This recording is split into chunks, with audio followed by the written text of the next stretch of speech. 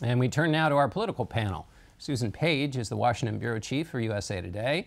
Ramesh Ponnuru is the senior editor at the National Review. We're also joined by Slate Magazine's chief political correspondent and CBS News political analyst, Jamelle Bouie, and Wall Street Journal's Washington bureau chief, Gerald Seib. Ramesh, let me start with you. What do you make of this tax bill now, as it stands coming out of the House? Well, it is a very complicated piece of legislation. I think people are still digesting the implications. What it has going for it in terms of it getting passed is Republicans' desperation to accomplish something, anything legislatively that they can call a win. That is a sentiment that is shared by House Republicans and Senate Republicans. But there are a lot of moving parts, and I do not think some of these things are going to survive. The Senate is not going to want to take on things like the adoption tax credit, for example. So this is going to be changing before it gets to the president's desk, if it ever does. The adoption tax credit is out of the House version. Susan, who are the winners and losers in this bill? Well, hardworking Americans, according to the congressman. The winners are big businesses, biggest corporate tax cut in history, from 35% to 20%.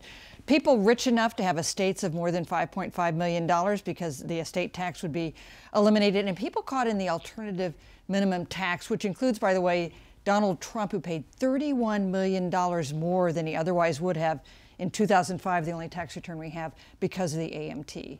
You look at the winners, another loser, people in high-tax blue states like New York and California, because you lose the state and local tax deduction. Oh, stop you. Those are the winners. I guess I was going to losers, so I'll stop there. We'll have Jerry. Jerry, what's your sense of how this works, particularly on this question of the middle-class tax cut?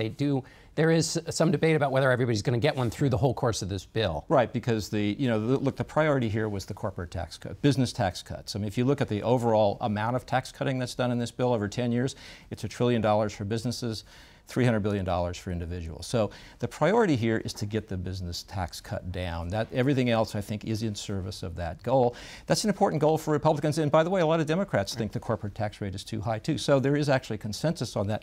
The problem is, and we're seeing here why it's been 31 years since we did tax reform, this is hard. If you start with that kind of imperative, you have to find other people to pay for the cost of that. And you are going to end up, for example, seeing some upper middle class Americans probably paying slightly more here, not slightly less. I think the key to this is Republicans convincing people that the number of jobs created and the amount of economic growth generated will be enough to make people swallow and accept the fact they're going to get some things they don't like. And Jamelle, that's the congressman's point, is that basically growth will go up and middle class will benefit through higher wages. And do you think that's a politically saleable point, that the corporate tax break has a direct line to the middle class? I mean, I think your point in your interview with the congressman that these promises have been made before and have not actually shaken out will probably form the basis of the Democratic response to it. And if Democrats can get through public noise to make that point, I'm not sure the Republican message will be able to sell, in part because, again, that promise has been made before and it just hasn't been the case. And we're about to have a big debate. Would you want to add quickly? Just one point. The congressman stressed small businesses. The small business lobby, the NFIB, is not in favor of this. All right. We'll be back in a moment with our panel. Stay with us.